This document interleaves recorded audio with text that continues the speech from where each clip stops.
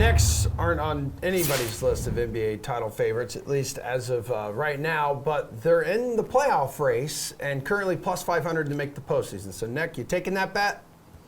Honestly, I like this one more than the Nets to win it all at this stage. Of course, the value is a little bit more promising.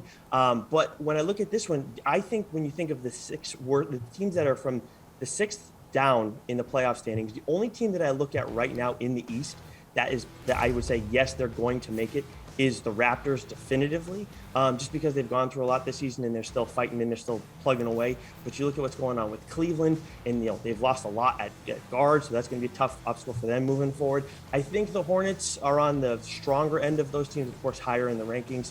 But they have a lot of offensive firepower. The Celtics could sneak their way in, but still they have underperformed a lot of the season. And then the Wizards too that's a team that I just generally don't take seriously.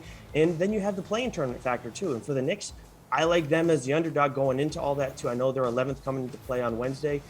If they get to 9 or 10 for the play-in tournament, I like that a lot more. I know they got to win a few more games, but the Knicks, they know how to be underdogs under Thibodeau and everything. So yeah, I would say that I like this one for them to repeat getting back to the playoffs. And Gary, their odds for success have just shifted dramatically for the worse because of this underachievement this season.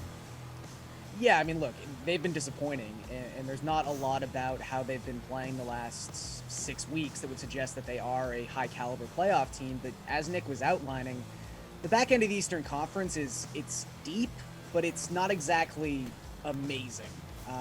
Again, Charlotte, meh. Cleveland just dealing with so many injuries. Toronto can't shoot threes. Boston's underachieved the entire season. Washington just probably won't be there when it's all said and done. So I don't think the Knicks are going to get a top 6 spot and make you not have to sweat this bet in the play-in tournament, but I think they'll be in the play-in tournament. And 5-1 odds at that point will seem pretty good. Now, the Knicks do have the second hardest strength of schedule in terms of their remaining schedule at 534.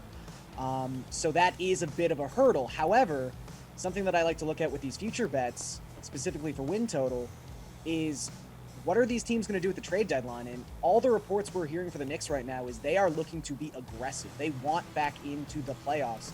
They've been connected to Jeremy Grant. They've been connected to Miles Turner. I mean, if they make one of those deals, I don't know how great that is for the future of their franchise necessarily 2-3 years down the road. But I think this is a team that desperately wants to be aggressive and make this year's playoffs. So that's all we care about with this bet. I think if they make one of those moves, this number changes immediately. So I don't mind getting it right now.